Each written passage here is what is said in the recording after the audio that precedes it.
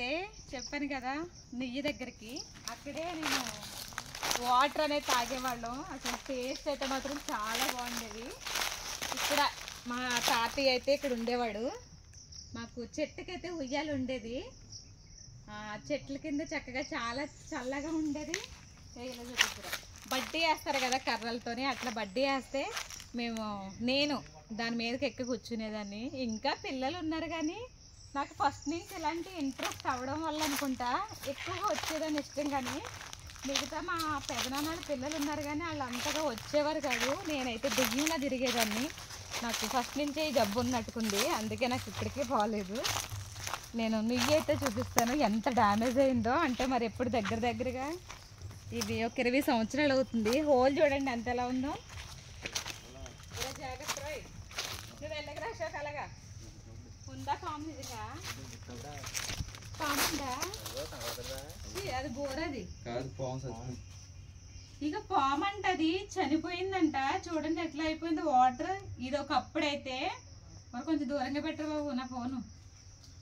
ఎలా చూపించి నన్ను ఇలా పక్క చేసి కావాలి వచ్చి చిన్న తెద్దాంలే. స్మెల్ అయితే నిజంగా చాలా బ్యాడ్ స్మెల్ వస్తుంది. ఈ వాటర్ అనేది వాడడం మానేశారు కదా. వచ్చారు ఇలాగా అలా తీసుకుంటూ వచ్చేలాగా చూపిస్తాను. ఇలా వచ్చాను అలాగన్నారా ఇలాగన్నారా భయమేస్తున్నారు నాకు. ఇది ఈ నుయ్యి అయితే చాదలు ఉండే కదా. గెలకరా వాటర్ స్మెల్ వస్తుంది. ఇలా చూపించు, ఇలా చూపించరా. ఈ నుయ్యి అయితే మేము వాటర్ అది చేదతో తోడేటప్పుడు చేద తెగిపోతే మా తాతయ్య ఎక్కడ కొట్టేస్తాడా అని భయం వేసి ఏడుస్తూనే ఉన్నాను నేను. భలే ఉండేది. ఇప్పుడైతే మాత్రం వాటర్ అనేది పాడయ్యి స్మెల్ అయితే వస్తుంది. పాము చాలా పెద్ద పాము చనిపోయింది, మీరు ఆల్రెడీ చూసారు కదా. ఇంక నాకే భయం వేసి ఫోన్ అయితే దగ్గర పెట్టద్దు అంటున్నాను.